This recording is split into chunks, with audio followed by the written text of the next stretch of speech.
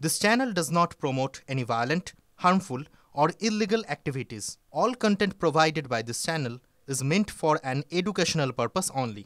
MDH chana masala এখন ছোলা হোক বা বরবটি দানা, সাদা চানা হোক বা কালো, সব রান্নাই হবে অসাধারণ। আর শুরুতেই যে খবরে নজর রাখবো, ষষ্ঠ দিনে ইরান ইসরায়েল যুদ্ধ আরো ভয়ঙ্কর, আরো তেজ বাড়ছে এই যুদ্ধের। এবার ইসরায়েলে হাইপারসনিক মিসাইল হানা, ফতে 1 মিসাইল আঘাত এনেছে ইসরায়েলে। অধিকৃত এলাকার আকাশ ইরানের দখলে, দাবি ইরানের সেনাবাহিনীর। ইরানে পাল্টা হামলা চালিয়েছে ইসরায়েল।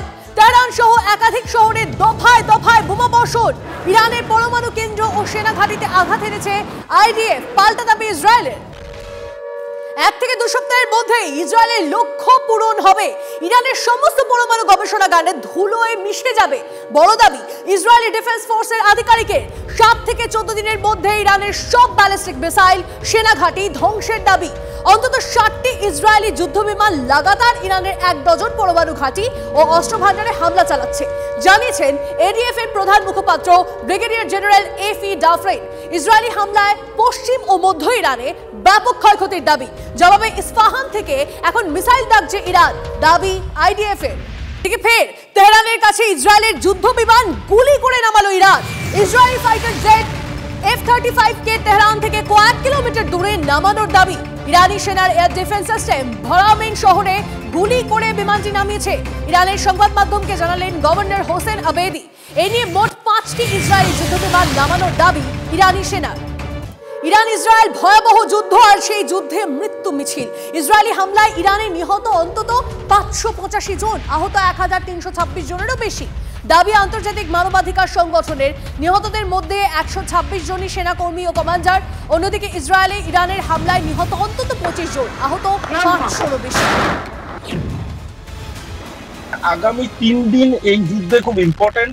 পয়েন্ট 1, পয়েন্ট 2 হচ্ছে যে যদি আমি 15 তারিখকে একটা মার্ক ধরি, 15ই জুনকে, আজকে আমরা 18ই জুনে যখন কথাবার্তা বলছি, তখন there is a sharp downfall in Iran's missile number. ওরা কোয়ান্টিটি কমিয়ে ওরা যেটা চেষ্টা করছে মোর এফেক্টিভিটি যাওয়া, এই জন্যই হিট করার যে মেইন ভরকেন্দ্র সেটা তেল আবিব হয়েছে। কারণ তেল আবিবের মধ্যে ইসরায়েলের সব থেকে ইম্পর্টেন্ট ইনস্টলেশনস গুলো আছে এবং সেই ইনস্টলেশনস গুলোকে তারা হিট করতে চাইছে।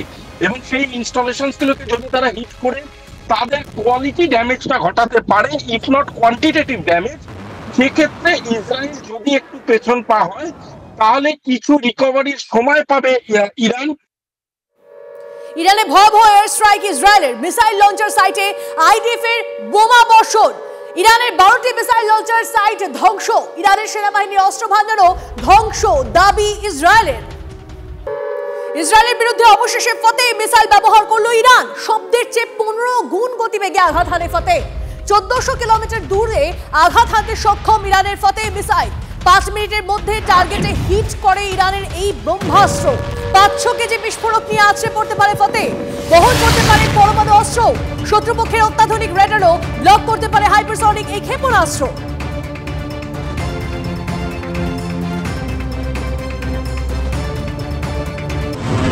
ইরানের ফ্লোটো পরমাণু ঘাঁটি ধ্বংস করতে পারে মার্কিন বাংকার বাস্টার বোমা। ট্রাম্পের সবুজ সংকেত পেলেই মার্কিন সেনা যুদ্ধ বিমান থেকে এই বোমা ফেলতে পারে। তেহরানের 95 কিলোমিটার দক্ষিণ পশ্চিমে কম শহরের পার্বত্য অঞ্চলে মাটির 260 ফুট নিচে ইরানের সবচেয়ে সুরক্ষিত Fordow nuclear fuel enrichment plant. লাগাতার ইসরায়েলি হানাতেও এই প্ল্যান্টের কোনো ক্ষয়ক্ষতি হয়নি এখনো পর্যন্ত। মাটির নিচে লুকোনো এই ধরনের পরমাণু ঘাঁটি ওড়াতে ওস্তাদ বাংকার বাস্টার বোমা। 13,600 কেজির এই বোমা মাটির নিচে 200 ফুট গভীরেও নির্ভুল টার্গেটে সক্ষম। পরপর 2টি বোমা ফেললে নিশ্চিত হতে পারে ফোর্ডো, দাবি ইসরায়েলি সেনা কর্তার। ইরানের যাবতীয় পরমাণু গবেষণাগার ধ্বংস করতে অপারেশন রাইজিং লায়ন শুরু নেতানিয়াহুর। ফোর্ডো ধ্বংস করে অপারেশন থামাবে ইসরায়েল। ফক্স নিউজে দাবি আমেরিকায় নিযুক্ত ইসরায়েলি রাষ্ট্রদূতের। বারবার অ্যাসাসিনেশন অফ হামিনি একটা পয়েন্ট উঠে আসছে, বারবার আমেরিকান ইন্টারভেনশনের পয়েন্টটা উঠে আসছে এবং এটা অলমোস্ট শিওর হয়ে দাঁড়িয়েছে আজকের ডেটে যে আমেরিকা খুব তাড়াতাড়ি ইন্টারভিন করবে। বিকজ আমেরিকার মধ্যে একটা জিনিস চলছে যে আমেরিকা কিন্তু যতটা অ্যাসিওর্ড রেজাল্ট ভেবেছিল এটা হবে, সেটা কিন্তু এখন পর্যন্ত অ্যাচিভ করতে পারেনি। সেই কারণে America will intervene and have to intervene. যাতে করে তাদের রেলেভেন্স ইন ওয়ার্ল্ড পলিটিক্স বজায় থাকে। এবার ইসরায়েল অধিকৃত ওয়েস্ট ব্যাংকে হামলা চালালো ইরান। হেব্রনে আছড়ে পড়লো ইরানের ব্যালিস্টিক মিসাইল।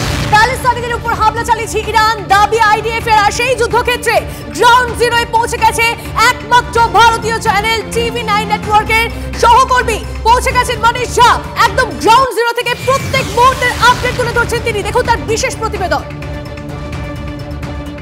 क्या ईरान को मदद मिलेगी या फिर ईरान का हाल सीरिया का जैसा होगा? लेकिन हाँ, एक बात है, इजराइल की सरजमी पर आकर मैं आपको एक बात कह सकता हूँ कि इजराइल आश्वस्त है अपनी ताकत को लेकर भी और अपने सहयोगियों को लेकर भी, क्योंकि उन्हें पता है कि जब जरूरत होगी तो अमेरिका उस वक्त युद्ध क्षेत्र में भी साथ में खड़ा रहेगा। वैसे अमेरिका से हथियार आ ही रहे हैं, अमेरिका की तमाम टेक्नोलॉजी है ही, अमेरिका का और डिप्लोमेटिक समर्थन उन्हें हासिल है ही।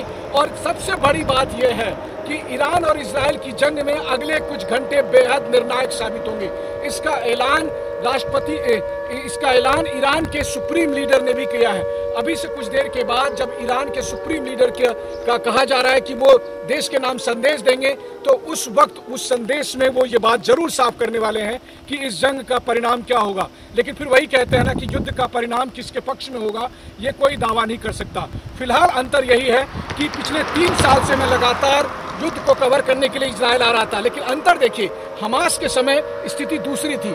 हमास के समय हम निश्चिंत होते थे, जब हमास के मिसाइल आते थे तो आप भरोसा कर सकते थे आयरन डोम पर। उसके बाद जब मैं दूसरी बार आया तो उस वक्त हिजबुल्लाह के ड्रोन और मिसाइल आते थे, तब आप आयरन डोम पर भरोसा कर सकते थे, लेकिन इस बार वो हालत नहीं है। এবার সরাসরি মার্কিন প্রেসিডেন্টকে হুমকি ইরানের, কোন অবস্থাতেই আত্মসমর্পণ করবে না ইরান। ট্রাম্পের হুঁশিয়ারি উড়িয়ে পাল্টা খামেনি এমনটাই জানিয়ে দিয়েছে। আর কি জানিয়েছে আরো জানবো ডিটেইলসে আমাদের সহকর্মী দীপ আমাদের সঙ্গে রয়েছে। দীপ, দেখো, খামেনি যখন জাতির উদ্দেশ্যে ভাষণ দেবেন বলে খবর পাওয়া গেছিল, তখনই একটা ইঙ্গিত ছিল যে তিনি মার্কিন প্রেসিডেন্ট ডোনাল্ড ট্রাম্প যে ভাষাতে বলেছেন যে খামেনিকে খুঁজে বার করা খুব সহজ, যে কোনো মুহূর্তে আমেরিকা তাকে খুঁজে বার করতে পারে এবং খামেনিকে এখনই মারার কথা আমেরিকা ভাবছে না। এই কথাগুলো যখন ট্রাম্প বলেছেন, তারপরে খামেনি জাতির উদ্দেশ্যে ভাষণ দিচ্ছেন, তখন স্বাভাবিকভাবেই একটা সকলেরই নজর ছিল যে খামেনি কি বলবেন।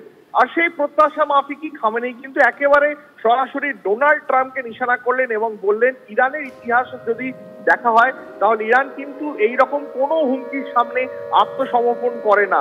অর্থাৎ যতই একটা কথা আন্তর্জাতিক মহলে এই মুহূর্তে আলোচিত হোক না কেন যে ইরান কতদিন পর্যন্ত ইসরায়েলের সঙ্গে এই যুদ্ধে টিকে থাকতে পারবে বা আমেরিকার যে মদত ইসরায়েল পাচ্ছে তার বিরুদ্ধে কতদিন লড়াই করতে পারবে, খামেনেইয়ের যে বক্তব্য সেই বক্তব্য থেকে কিন্তু একটা কথা পরিষ্কার যে ইরান আত্মসমর্পণ করবে না।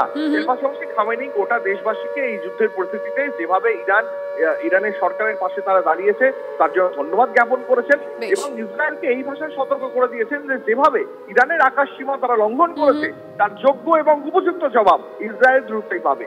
অর্থাৎ আত্মসমর্পণের কোনো পথই ধরবে না ইরান, সেটাই স্পষ্টভাবে জানিয়ে দিয়েছে ইরানের তরফ থেকে, সেটাই জানিয়ে দেওয়া হয়েছে। অনেক ধন্যবাদ দীপ। সাদ্দাম হোসেনের মতোই চরম পরিণতি হবে খামেনেইয়ের।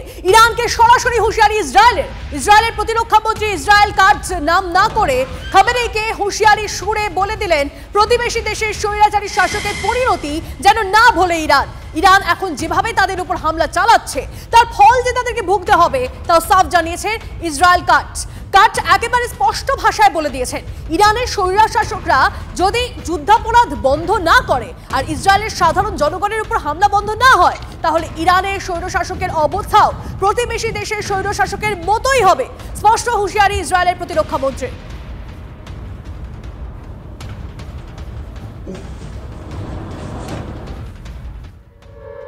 ইসরায়েলে ফের হামলা চালালো ইরান। তেল আভিভে আছড়ে পড়লো একের পর এক মিসাইল, বাজতে শুরু করেছে এয়ার সাইরেন, অ্যাক্টিভ করা হয়েছে এয়ার ডিফেন্স সিস্টেম। সাধারণ মানুষকে বম্ব শেল্টারে আশ্রয় নিতে নির্দেশ দিয়েছে প্রশাসন। এদিকে ইরানকে বাঁচাতে খামেনেইকে বদলানোর বার্তা ইসরায়েলের প্রধানমন্ত্রী। শাসক বদলাতে ইরানের সাধারণ মানুষকে আহ্বান নেতানিয়াহুর। জান জিন্দেগি আজাদি, জান জিন্দেগি আজাদি ইরানের স্লোগানকে সমর্থন নেতানিয়াহুর। ইরানি সাংবাদিককে দেওয়া সাক্ষাৎকারে মন্তব্য নেতানিয়াহুর। যদি MDH কিচেন কিং কিচেনে থাকে তো আমরা যা ইচ্ছে তৈরি করতে পারি, বেগুনের ভর্তা, আলু কপি, ভিন্ডি মশলা, আরো অনেক কিছু। MDH